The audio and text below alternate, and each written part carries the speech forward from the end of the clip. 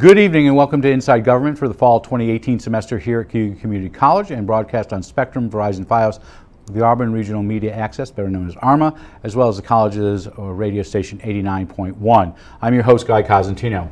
We had hoped to bring you both the candidates for the 24th Congressional District tonight. They are asking the voters to go to the polls on November 6th to elect one of them to represent CU County, as well as 3 other counties on Capitol Hill. In August, we contacted both the campaigns of incumbent Congressman John Katko and his Democratic challenger Dana Balter to be part of a series of 6 forums we were planning for this fall. So far, we have held 3 of them and have 2 more planned. We'll talk about those at the end of this hour interview. While Ms. Balter agreed to the date set for the forum, Congressman Katko's campaign said that date would not work. When we came up with 2 additional dates that did work for him and for the Balter campaign, the Balter campaign accepted, and the Katko campaign declined to participate in the forum here in the studio. As per our standard process used for more than a dozen years, if one candidate agrees to participate in a forum and the other one does not, we do not deprive the candidate who agrees to a forum time in the studio. They get a one-on-one with me. That's how we did it with David Valesky in 2006, and in 2014, oddly enough, we did it with John Katko when Dan Maffei did not wish to participate. We've done it with other Senate legislative candidates and Assembly candidates. Today we are delighted to have in the studio Dana Balter, who is running for the 24th congressional seat.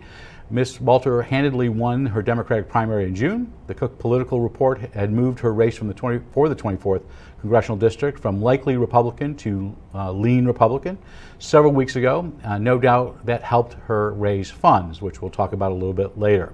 And in the recent update this week, the Cook Political Report did not move the race from likely Republican to toss-up, despite strong fundraising by Ms. Balter, who in her most recent filings outraised the 2-term Republican congressman. Over the next hour, we'll talk to Ms. Balter about her campaign, her background, and where she stands on the issues. Welcome to Inside Government. Thank you so much for having me. We're delighted to have you here. I'd really like to start with some bio information because some people may, despite all the mailers we're getting, the poor postman who delivers them all. Where'd you grow up? I grew up in Stamford, Connecticut. My parents both grew up in Rochester, New York. And so I spent all of my school vacations in Rochester visiting family and my summers on Canandaigua Lake, which to this day to me is the image of perfect summer experience, fishing and swimming and skipping stones on the shale beach. And I moved to Syracuse in 2003 for the Maxwell School of Citizenship and Public Affairs. To teach or to go? To go as a student. Okay. And then eventually I became a teacher. And so you teach at Syracuse now? I did up through the primary. Okay. And then I was on an annual year-to-year contract, did not renew the contract for another year. But it was a full-time job? Yes.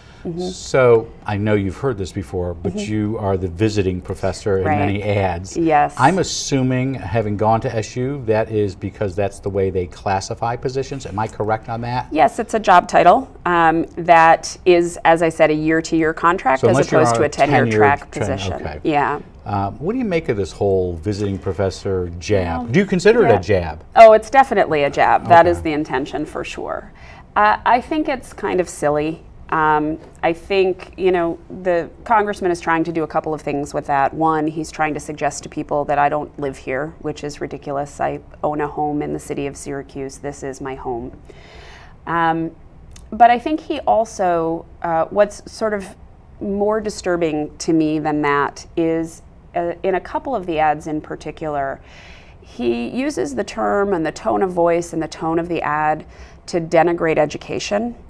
And I find that very offensive. I think that, first of all, I'm a lifelong educator and I really value education, but I think as a society, we value education and we should be honoring it and we should be encouraging our kids to participate in education. We should not make fun of it. We should not denigrate it.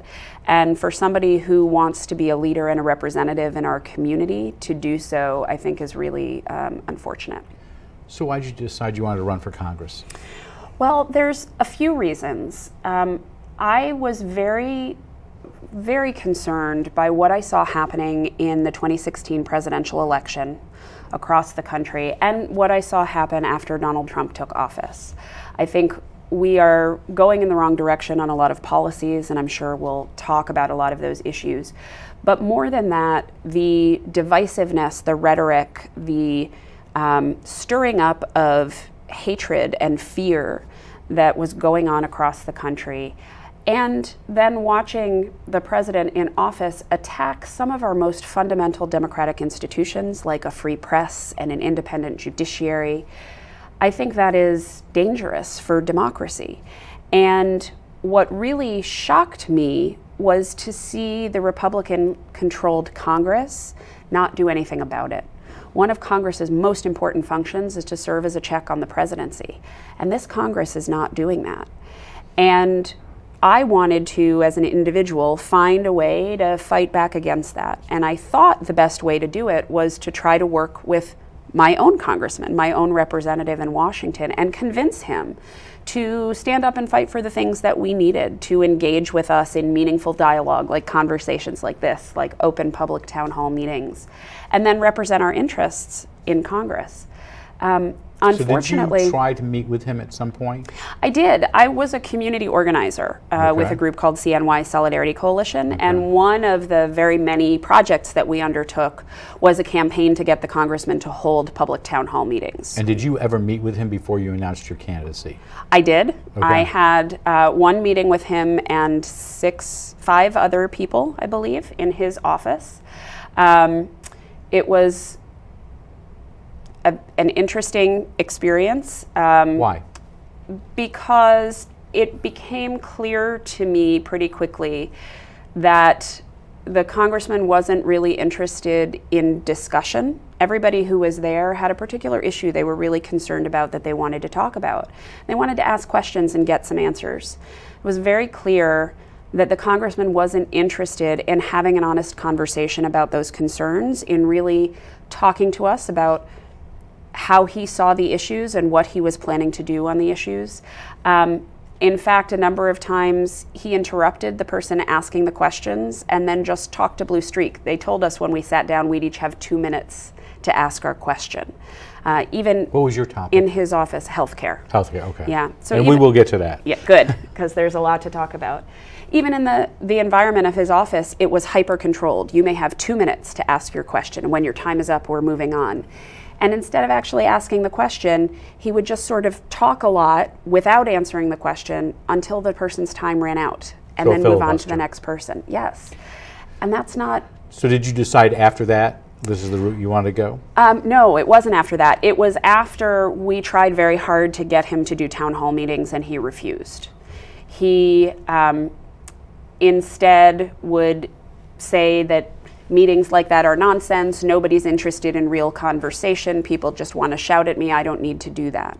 When in fact what people were after was to engage in the democratic process.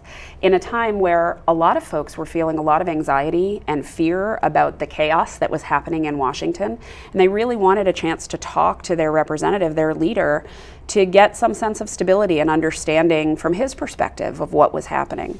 But he wouldn't engage. So once you declared, you seemed to be the underdog, the uphill battle. First you declared Juanita Perez Williams had decided she wasn't going to run. Then the Congressional Democratic Committee, it looks like, tried to persuaded her to run, even though you had been endorsed by the multiple counties, 4 counties? All 4. Yep. All 4. Still think you're the underdog? I think I've been considered the underdog from the beginning. As you said, I still am considered the underdog. But I knew from the beginning that this was a winnable race and that I was the candidate who could do it. And I still believe that. Do you have any idea how much the Democratic Congressional Committee spent on the primary? I don't know how much came directly from the committees. I think most of the money that was spent came from PACs, but it was several $100,000. And is the Democratic Congressional Committee supporting you now? Yes, okay. They are. They put me on their red to blue list, which is the list of top targeted races to flip seats from Republican control to Democratic control. So how much have you raised so far? All told for the entire campaign, I think we are, well, as of last fundraising quarter, I think we were at about $2 million. and you have outraised Congressman Katko by $1 million at this point? In the last fundraising quarter, I did, yes. The last quarter. I outraised him 3-1. Where are your donations coming from? They are coming from individual contributors all across the country. So not necessarily local to the district. There are many donors who are local to the district. Do you have a breakdown of what percentage are local versus I don't have that. I can get that for you. What I do know, what I've been focused on in terms of fundraising is making sure that the campaign is supported by individuals. I've pledged not to take corporate PAC money. My top legislative priority is campaign finance reform. I think we need to completely change how we finance our elections.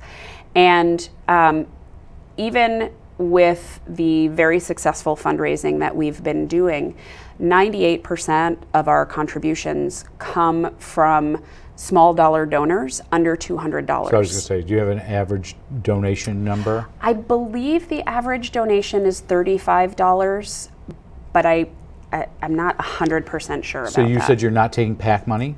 I'm not taking corporate PAC money. Is your opponent taking corporate PAC money? Oh yes, he has taken almost $1 million from corporate PACs.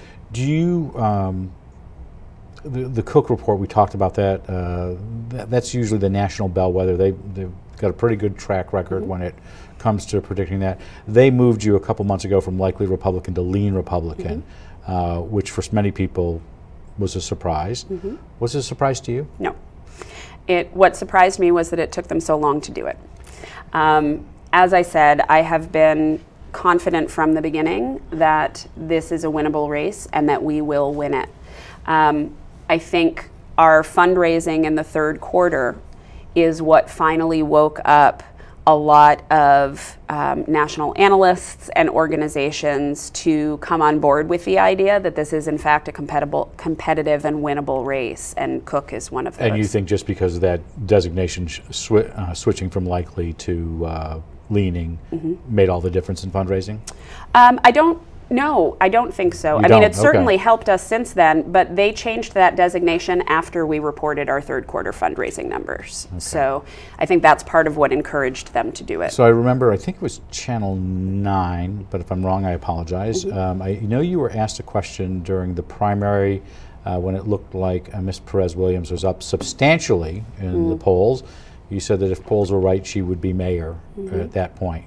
We have not, the last poll we have, I believe, was several weeks ago from Siena. It was a couple months ago. I'm assuming there will be one out this week or next? I would think so. I am not aware. I know they did the FASO race last night, and there's a couple of others, Tenny Brindisi, they'll be doing. You were down, let's say, hypothetically 15, or you were down some, you think you've closed that gap? I do. So I will say... And does it matter? Yeah, I think that's a more important question. But the Siena poll that came out, I believe it was in August on this race, showed me down 15. But again, that's the same poll that in the primary showed me down 13 points 2 weeks before I won by 25 points. So I'm not really worried about the poll. I don't put a lot of stock in polls, period. Really, the only poll that matters, it's a cliche to say, but it's true, the only poll that matters is the one on Election Day. And I think in this year in particular, we're seeing across the country a lot of polls that are really off in their predictions. And part of the reason is that when you do a political poll, you talk to likely voters. The people who are coming out to vote in elections this year are not the same people who come out in a typical year. We are seeing huge increases in voter turnout, which by definition means unlikely voters are participating. And I think that's why the polling has been so off. But what really... And it's more difficult to poll people nowadays with cell phones and no house phones and things like that. That's right. And so I think what we have to remember, you know, we see a poll, and if it tells us something we like to hear, we get really excited. And if it tells us something we don't want to hear, we get really nervous. I think regardless of what the polls say, we need to focus on doing the work to win an election, because this is about earning support from people. We are not entitled to anybody's vote. I don't care how long you've been in office or who you are never entitled to my vote.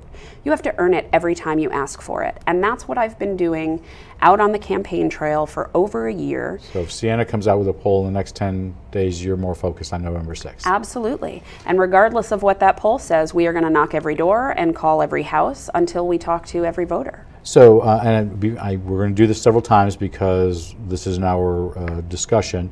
You are Dana Balter. You're on the Democratic Working Families and Women's Equality Party lines. We had invited both candidates, and we'll talk about that in a little bit, but we invited both candidates to participate in a series of forums. We have 5 scheduled. We had hoped to be 6. We've done 3, and we have 2 more, but we want to welcome you back in the studio. Thank you. So Congressman, I just want to make it clear, Congressman Katko did not, his campaign decided not to participate in this. So if there are things that you say and they wanted to counter, they had the ability to come here. And I just want to make that clear. How much do you think this campaign overall, forget just you said $2 million? Yeah, I think that's where we are. Whatever his campaign has raised, there is a ton of outside money here.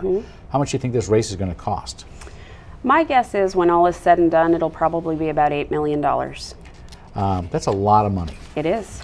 So most likely the outside sources are double what the two of you have raised on your own.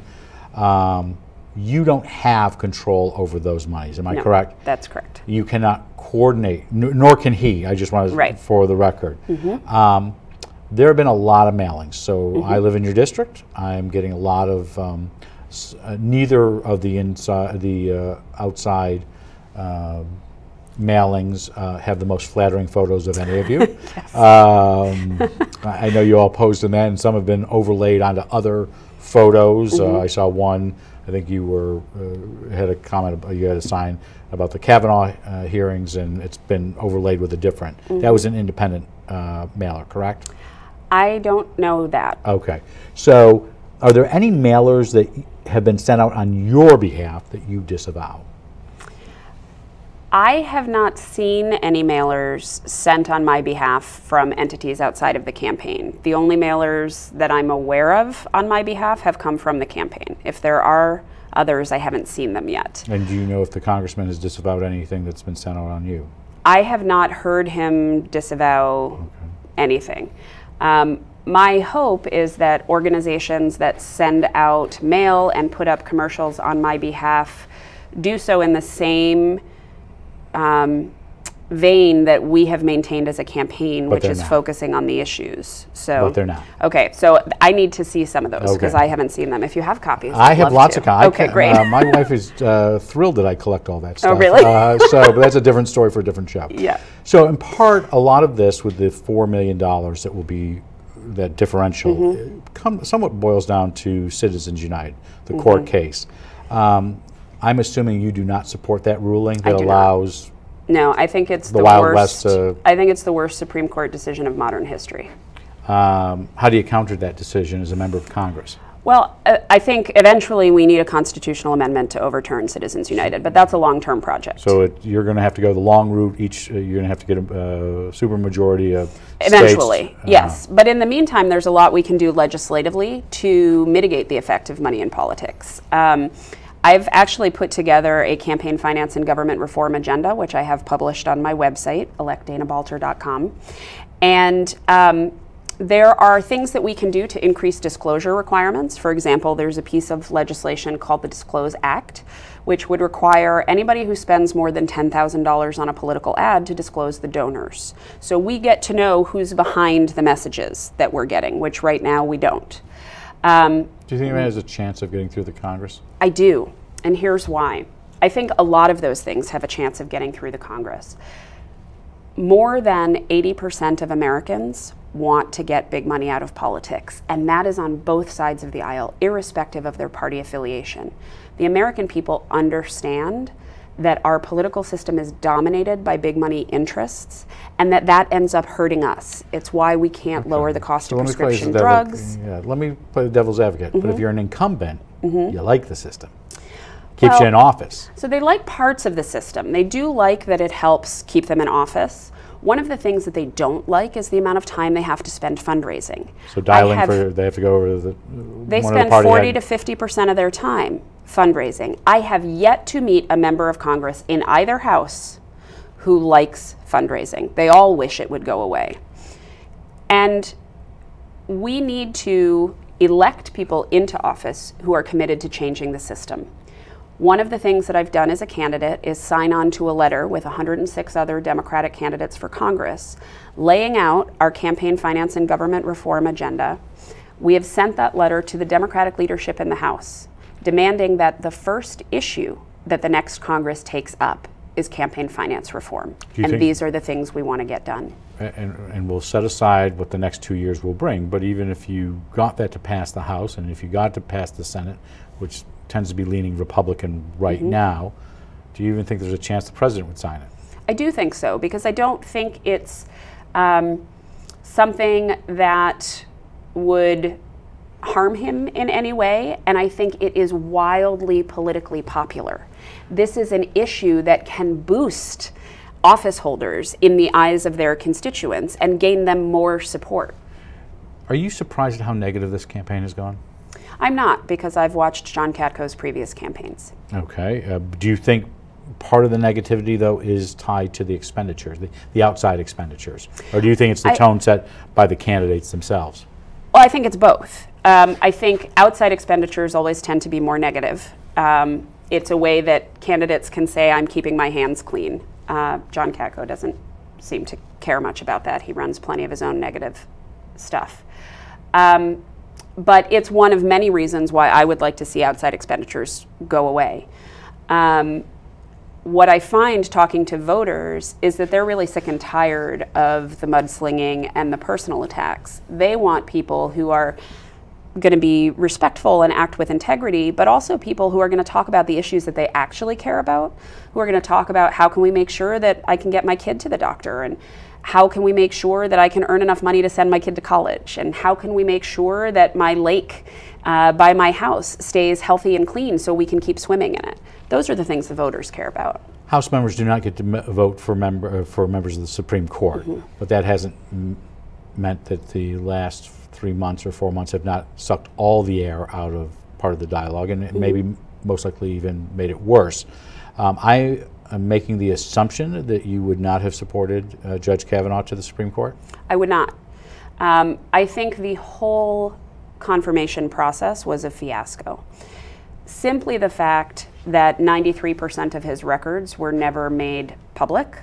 That alone, most of those during the Bush administration. Yeah, that alone meant that the confirmation hearings shouldn't have started. The Senate should have been able to see those records before ever beginning those hearings. On top of that, we have clear evidence that he lied multiple times during his confirmation hearings. That also, in my mind, is disqualifying. And then you add to that the credible allegations of sexual assault. And so you're saying the lying is separate from the sexual assault? Oh, absolutely. Okay. Each one of these things on its own is disqualifying. And the investigation, the so-called investigation into those allegations was clearly never meant to be a real investigation. It was meant to give political cover to the people who confirmed him. Any one of those things by itself is disqualifying in my mind. And I think it's particularly unfortunate that this happened, not only because this man as a justice now is going to be shaping law for our country for decades to come, but also because it impugns the integrity of the court. And the Supreme Court needs to be above reproach. It is a revered institution in this country. It's an incredibly important part of our democracy. And to now have its reputation undermined in this way and its legitimacy undermined in this way, I think is a huge problem for our country. How do you overcome the rancor? Well, I think there are a lot of ways to work on that, a lot of things we need to do. Part of it needs to be done just inside of Congress itself, but part of it is an issue for the whole country to tackle. Inside of Congress, I think, I wish I could wave a magic wand, we need to stop worrying so much about scoring political points and worry more about doing the job that we're sent there to do. which is to pass law and policy that's going to make life better for the people at home. And I think the way to move in that direction is to be willing to sit down at the table with anybody and start the conversation by focusing on the things that we agree on. There's a lot that we agree on. Sometimes we disagree how to get there, but our basic goals are the same. But don't these issues become so cumbersome in the sense there's add-ons and this, and you can't get anything done because they're just these large packages. I'm not talking about Supreme Court nominations. I'm talking about budgets, bills. They become this pile. And I'm not saying pork. That can be a different issue. Right. But a lot of so competing interests. Right. And yeah, I think it's an incredibly complicated process. We would do well to streamline it a little bit. That's why, for example, when we talk about something like immigration reform, which we all recognize we need, our immigration system is broken. While I think we need comprehensive immigration reform, I'm not sure the best way to do it is to put forth a comprehensive immigration reform bill, because there are going to be so many pieces of it on which we disagree. So let's start with a part where we can all agree. Let's deal first with the dreamers. Everybody wants to help the dreamers. Everybody across the country wants to. Virtually everybody in Congress wants to. Let's take that one piece and get it done. Then we have some success. We have a little bit of trust in each other. We have some momentum to build on, and then we can tackle the next piece. I'll come back to Congress in a second. You mentioned immigration. There are at least 7,000, it looks like, Latin Americans making their way from Central America up to Tijuana. What should the United States do with them? Well, I think it's really important to remember that the people who are moving north right now are refugees. They are fleeing persecution and violence. And we have a system in place to handle refugees. We should use that system. One of the things that makes this country amazing is that it is a safe refuge for people fleeing persecution around the world. We have a tremendous example of that in Safe Haven here in our district, but that's part of what our country stands for. Are you talking about sanctuary cities? No, I'm talking about the Safe Haven Park at Fort Ontario, where refugees from Nazi Germany. Okay, I just want to make sure we're not mixing and matching. No. Okay. And it's a particularly important issue to me because my grandparents were refugees from the Holocaust. And one of the things that makes me so proud to be American is the notion that this is a safe place where people can come and then participate in the American dream, work hard, help build our country, and achieve success. So you're not foreclosing the border as been suggested? I'm not really sure what he means by that. Our border is closed. It's a border. We have a process for allowing people to come and go, and we have a very specific process for refugees seeking asylum. 7,000 people, it's not like one just coming over through the Rio Grande. Right. There are points of access. We have a process in place, and we should use it. So the newest item the president has said is he has suggested that there might be terrorists within the 7,000. Thoughts? My thought is that the president is using this opportunity 2 weeks out from a very important election to fearmonger and stoke up a lot of heightened emotion as a political distraction. And I think that is a terrible thing to do. Do you think the Central America, the refugees, understand what this could do to do they have any concept of the domestic impact? I don't know. Do you support building the wall? I don't. I support... Or a wall, I should say. I don't. I support securing our border. I think that having secure borders is the right of a sovereign nation. We should have secure borders so that we can maintain our own national security and so that we can control who comes and goes from our country. Building this wall is not going to secure our border. If you listen to the experts in border security, they tell us that this is not an effective way to secure the border. There are things that are effective that we should be investing in, like electronic surveillance.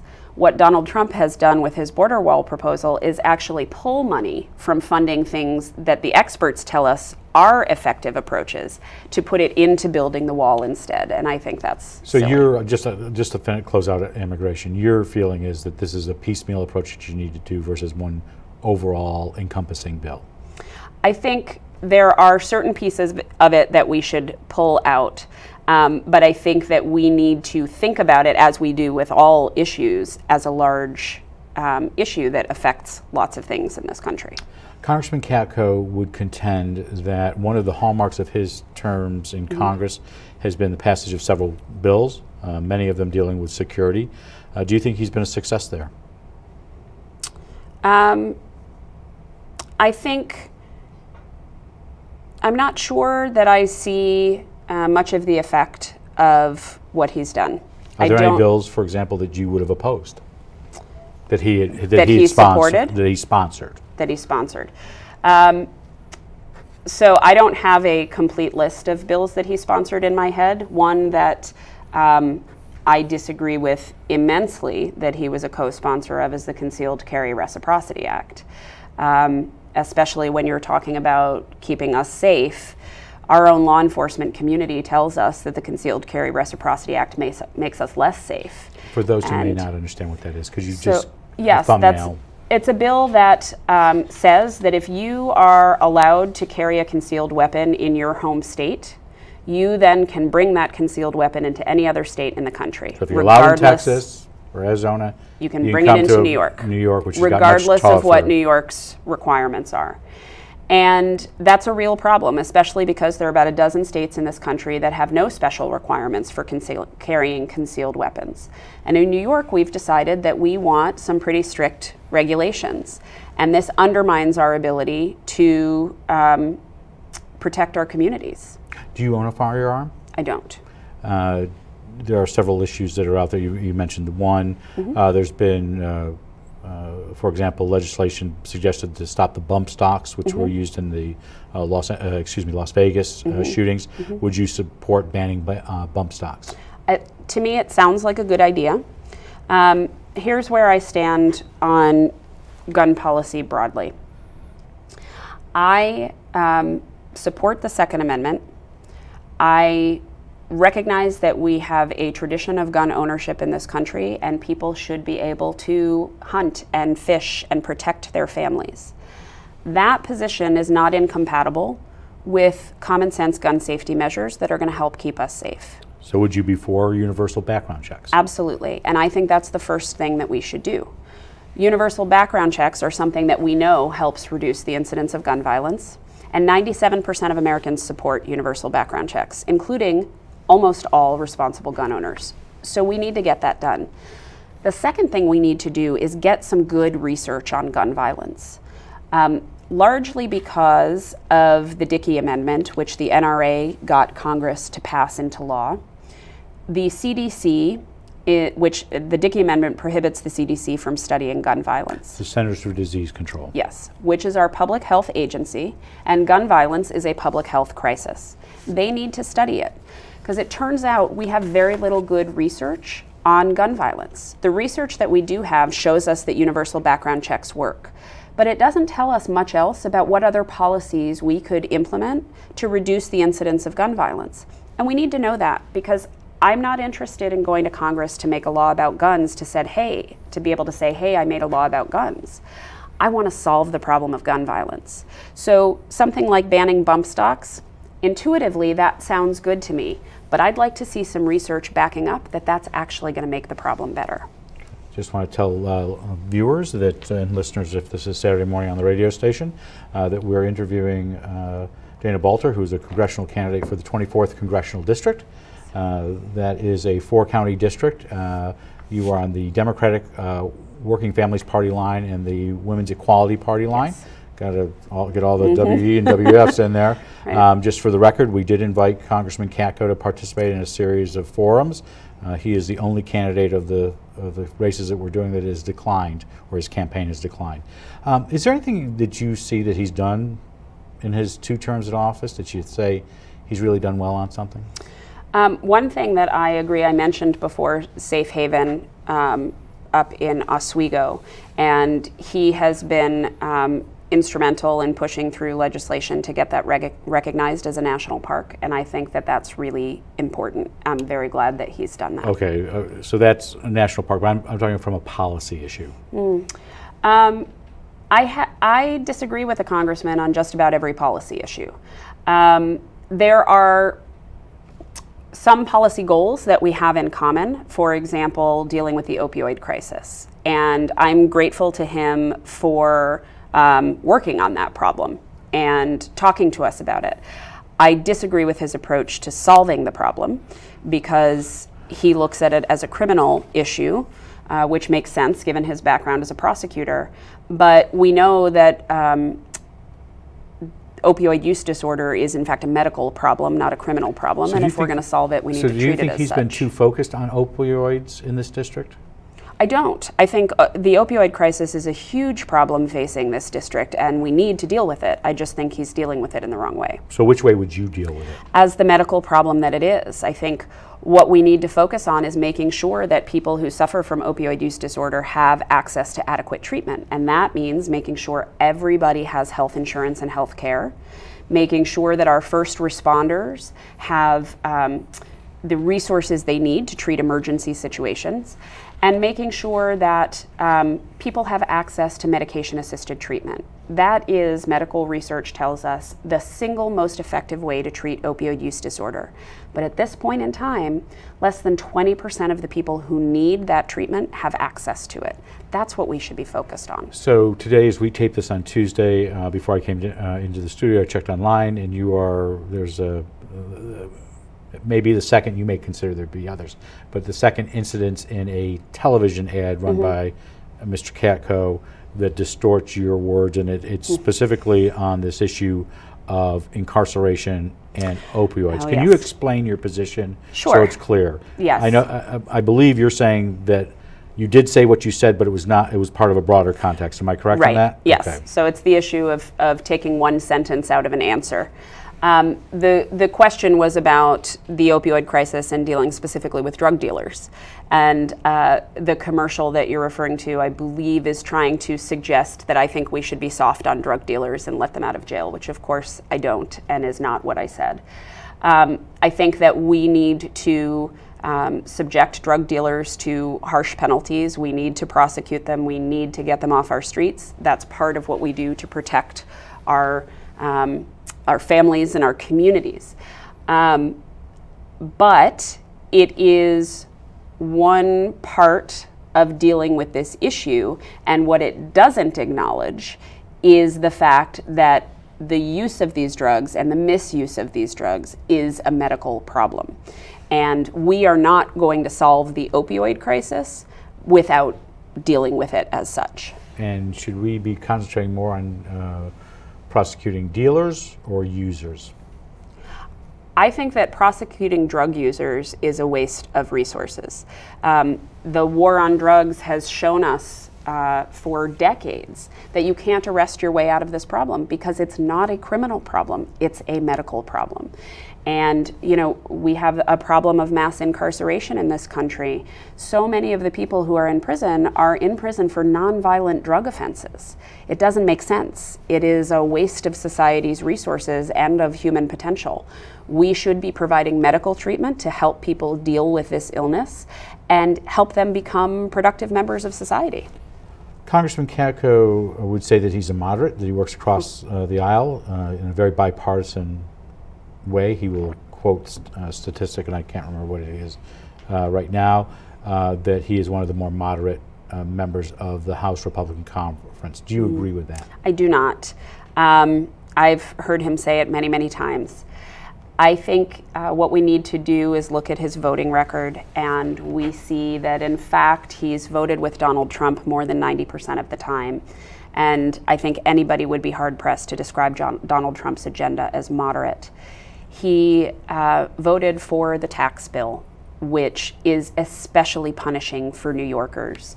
He has a lifetime score from the League of Conservation Voters of 22% because he's done things like vote to dump coal ash in our streams.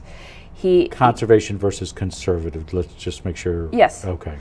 He is a co-sponsor of the Concealed Carry Reciprocity Act. He campaigned promising he would never vote to defund Planned Parenthood in his first year in office, turned around and did it 4 times. He is not moderate. His voting record doesn't support that story, and the voters know it. How do you think you would perform in the sense of being bipartisan? What do we know about you that tells us that you would be more bipartisan? So I have been very intentional in the way that I run this campaign and the way that I work with voters and people who live across the district. For me, the most important thing has been to get out into the community and have conversations with people so that they can ask me questions, so that I can hear from them what's on their mind and what they need. And one of the things that I do everywhere I go and talk to people is say, please introduce me to other people. Connect me with a group that you're a member of. Set up a meeting where I can come to the local library and talk to people. And when I do that, I make a very specific request of people. I say, please don't invite only people who you think are going to agree with me. I want to sit down and have a conversation with the people that you think disagree with me. If I don't hear from people who disagree with me, I can't do this job. I can't represent somebody unless I know how they're thinking, what they need, what they want. I also don't learn anything new from talking only to people who agree with me. I learn the most when I have conversations with people who disagree. And the process of working through those conversations and figuring out where do we agree, where do we disagree, when we disagree, how are we going to come to resolution? That is the process that we need to engage in Congress. That's how we're going to make policy that reflects our communities as a whole.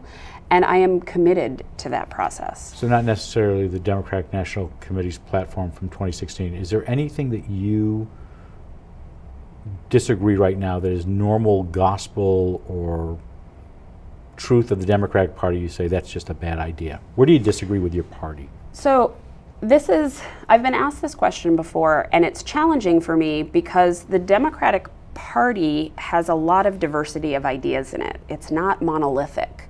So there are issues on which I disagree with segments of the party and other segments of the party might agree. The one that comes to mind the most for me is campaign finance reform.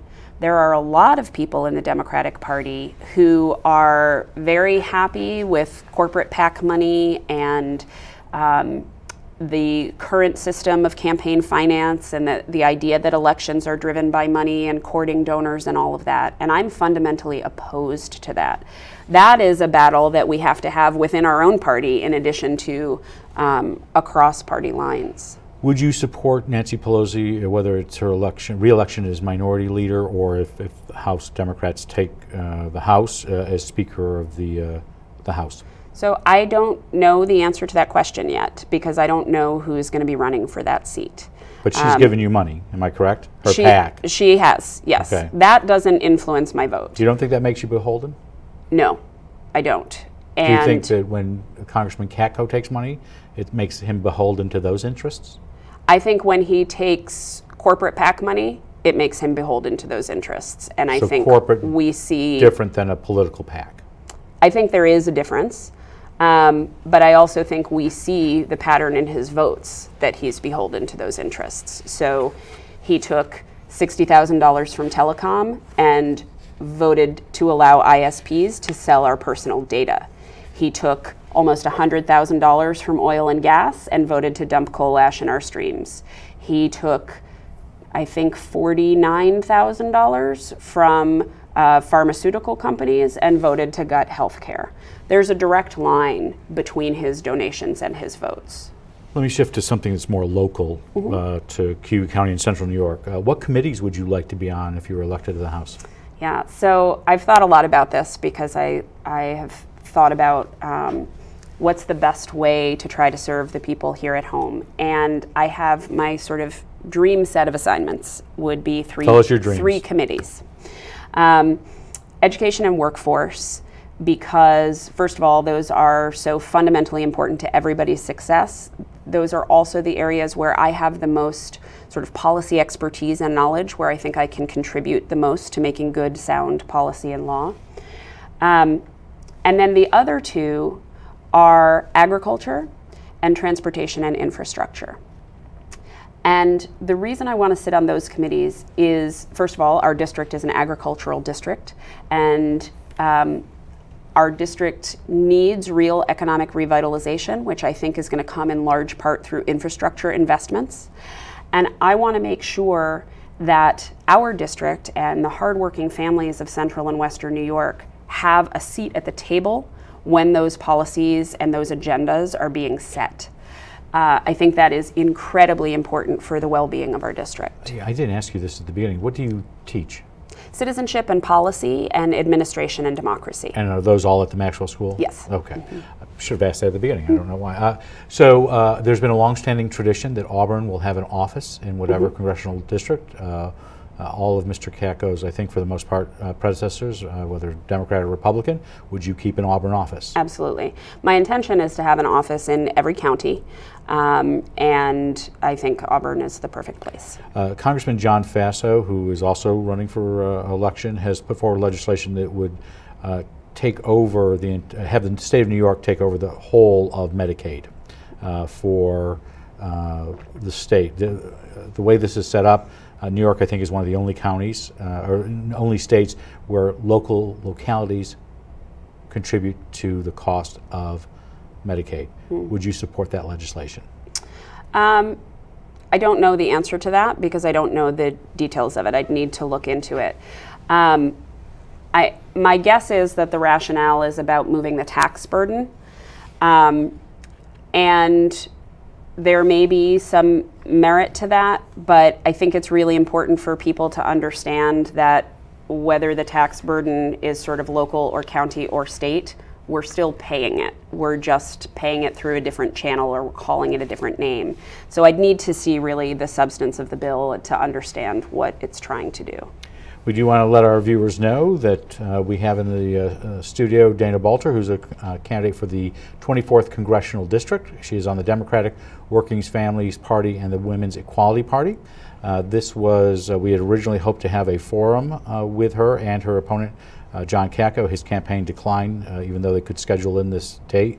And this date worked for them. So let me ask you a little bit. We've waited 45 minutes to talk about debates on debates. You asked for a series of debates for some time. What were you originally proposing? So my proposal included the 4 debates that the congressman proposed, which are... So he proposed those. I'm sorry to interrupt you. When he proposed those, was that in conjunction with you? He said these are the 4 dates we're going to do at the end of the campaign, right? So which are in the next 2 weeks. The 2 campaigns met, the campaign managers met to talk about debates.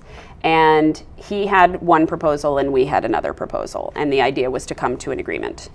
The congressman's proposal was 4 debates, all in the last week of the election, all in the city of Syracuse, all in closed studios. And you did not agree to that? I did not. Okay.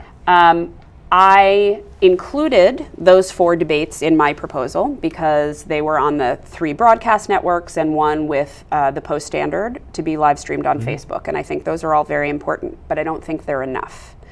I wanted to see debates on radio, and I wanted to see debates with live audiences because I think it's really important for the voters to be able to participate.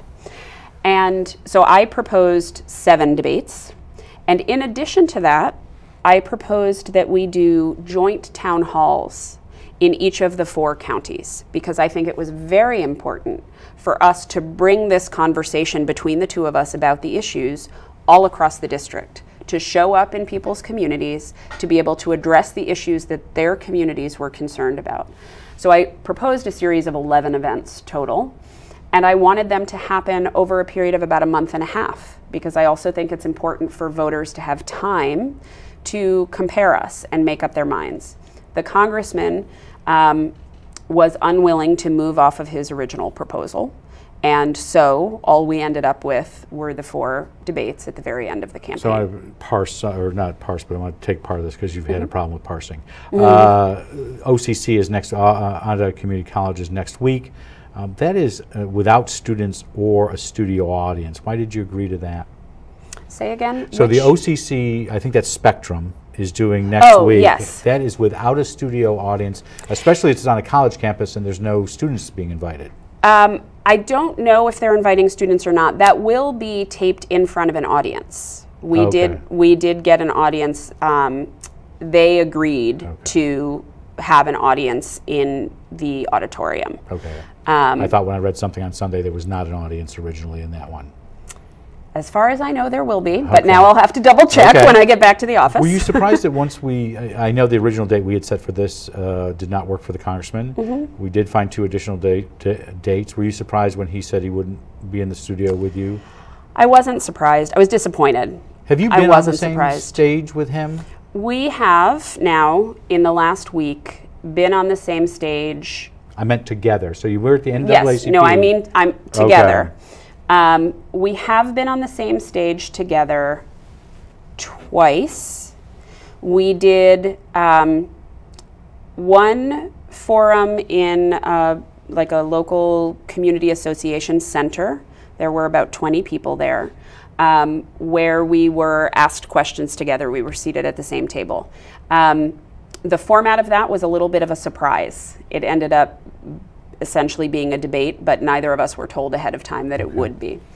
Then we participated in another forum on the south side of Syracuse, where we were both asked questions and we were sitting at the table together. And then there was another event that was a larger candidate forum that we were both invited to, hosted by National Action Network Syracuse chapter last Saturday. Each candidate was given 5 minutes to make a statement, and then after all the candidates were done, the audience had the opportunity to ask questions. That was a mass number of candidates. It was a mass number of candidates. So it just wasn't focused on the 2 of you. Right, and when the congressman finished his 5-minute statement, he left.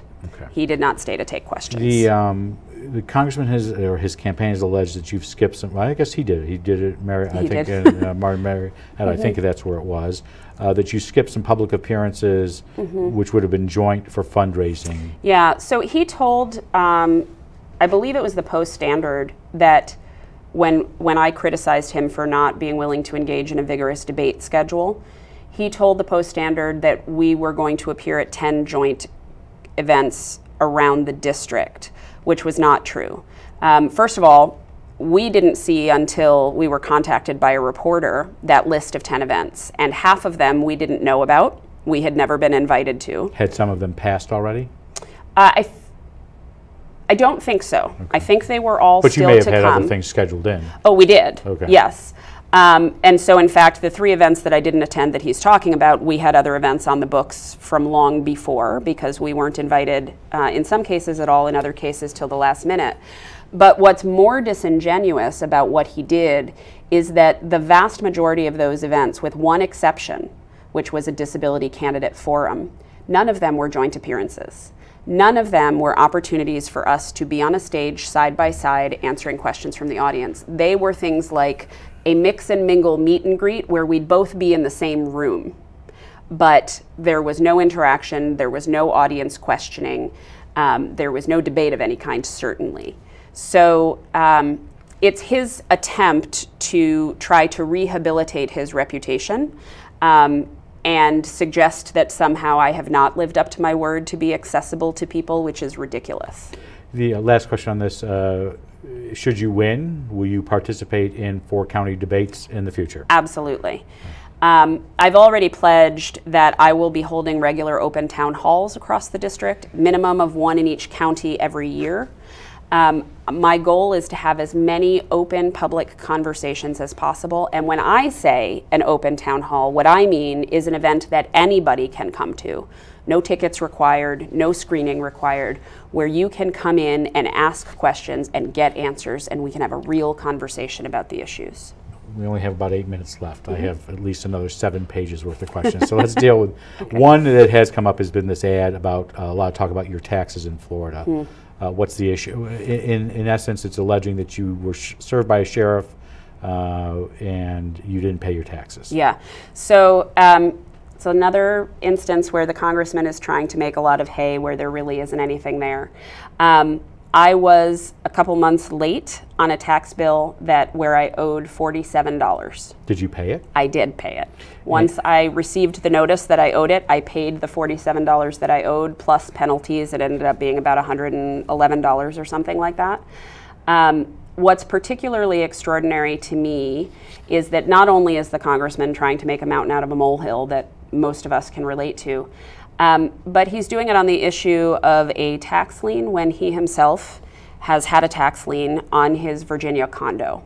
And for him to somehow imply that I've done something awful by doing something that he himself has done is kind of extraordinary. Were you served by the sheriff? No. And what was the business you were doing, by the way? When I was living in Florida, I tried to turn a hobby, I unsuccessfully tried to turn my hobby into a business.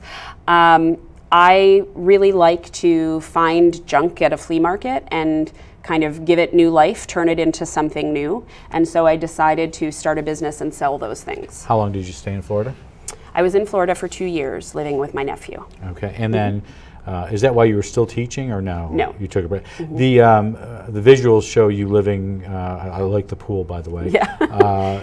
I'm assuming that is not the apartment you were staying at. So the pool and that whole photo was the pool at the condo complex it's the where complex, I lived. But not okay. Yeah. A couple of quickie items. Question came up earlier. Did you support Andrew Cuomo or Cynthia Nixon? We got some viewer questions. This is one for the Democratic gubernatorial. So I've maintained the same position on primaries since I started the campaign. I don't talk about who I'm supporting in a primary because I think it's up to the voters to decide, and I don't want to either influence their decision ahead of time or divide the party afterwards. So my commitment is to support and work to do everything I can to get whoever the Democratic Party nominates elected, but I don't talk about who I vote for. Congressman Katko would contend that he told the public that he didn't want to vote for Donald Trump in 2016. You should do the same. He can contend that if he wants. It was a politically savvy move for him to tell the voters he wasn't voting for Donald Trump because he was getting a lot of pressure from voters not to support him. Would you vote to impeach the president? I think what we need to do is make sure that Bob Mueller can finish his investigation and then be ready to take action based on what it finds and hold whoever is responsible for undermining our democracy accountable, no matter who that is. Going back, I just want to go back to the Trump vote. Mr. Katko, Congressman Katko has Vice President Pence here. He's had Ms. Trump here as well. Do you think he's independent of the administration? Absolutely not. He wants us to believe that he is. That's why he told us he didn't vote for Donald Trump. But he brought Mike Pence to the district. He brought Ivanka Trump to the district. He brought Rick Perry to the district. He brought Linda McMahon to the district. That is not being independent from this administration, nor is voting for Trump's agenda 90% of the time. Two other quick questions, and I'm going to finish off with one item. Earlier this month, the UN report came out on global warming, that we have 12 years to change our behavior, or it goes from really bad to really, really bad to worse. First of all, do you believe in global warming? Well, of course. It's not something to believe in or not believe in. It's scientific fact. What steps would you take? I know this cannot be done by one country at all. Sure. What would you like to see the United States do, separate from the Paris? Okay, first of all, we need to get back into that accord. Okay. The fact that we withdrew from it is wildly irresponsible. But one of the things that I think we need to start doing immediately, to a much greater degree than we ever have, is make good investments in renewable energy technology, and a green economy. It's one of the things I've been advocating for as I campaign for us to do here regionally, because I think it will go a long way to revitalizing our local economy, bring lots of good jobs for people. But we have to make these investments because the most important thing we can do is get off of fossil fuels. And we need to boost the renewable energy economy in order to be able to do that. We also need to start having honest conversations about climate disruption. We're dealing with some very serious issues here with our lakes, both flooding and harmful algal blooms. The underlying cause of both of those things is climate disruption. And if we don't acknowledge that fact and we don't deal with climate disruption, we are not going to solve these other problems. So it is critically important that we stop arguing about the science and start taking action. Real quickly, it was below the fold, which drives me nuts, is the deficit is going to go up to 21.7 trillion, up 2.7 from when the president took office. How big an issue is the deficit? It's a tremendous issue. I would say that after healthcare, this is maybe the thing I hear about the most from voters. They're really concerned about the debt, as they should be, because the path we're on is unsustainable. So there's usually only one or two ways to deal with it. You can do cuts to programs, or you can raise taxes, but most experts would tell you have to do both. Right. And which makes sense, because that's what you do in a household budget, right? But here's the thing. When John Katko ran in 2014, he said that adding to the national debt was immoral. That was the word he used, immoral.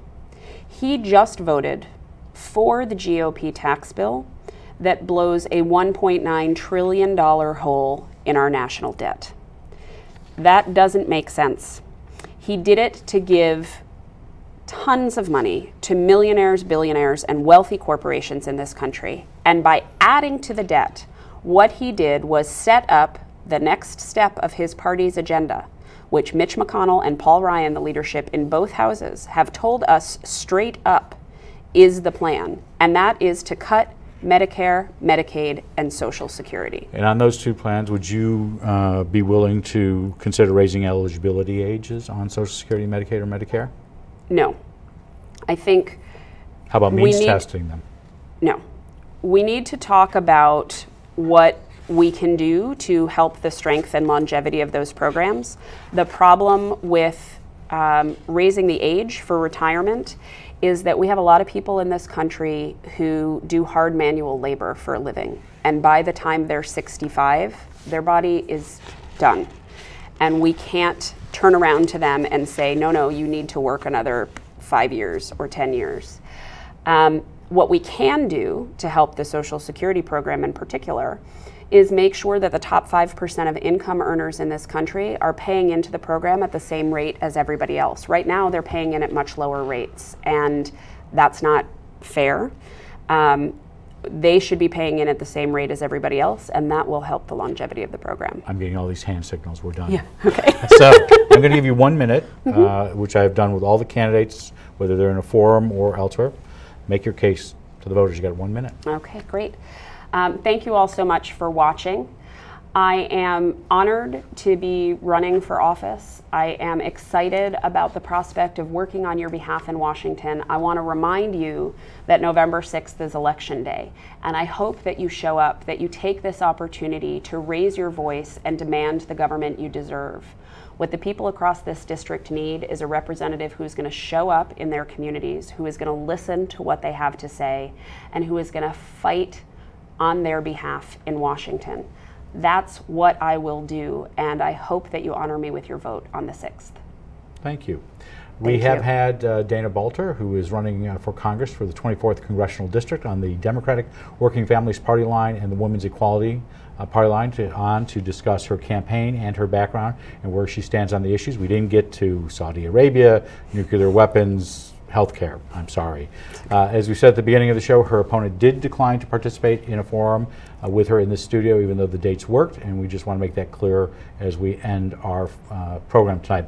A quick programming note: we will be back with our forums on Thursday, October 25th, this Thursday. The candidates for the 50th Senate District who want to succeed Senator John T. Francisco will be in the studio. Republican Bob Antonacci and his opponent John Mannion will be here to answer questions from Jeremy Boyer, the executive editor of The Citizen, and I will be moderating that one. I just moderated one earlier today for both of them. We'll close out our forums on Tuesday the 30th with the race for the 126th Assembly District, which faces off incumbent Gary D. Finch as a Republican and his challenger, Cuyahoga County legislator Keith Batman, who is a Democrat. I'm Guy Cosentino for Cuyahoga Community College. We want to thank you for watching. We hope you have a great evening, and we will see you back here in the studio on Thursday. And they'll tell us when.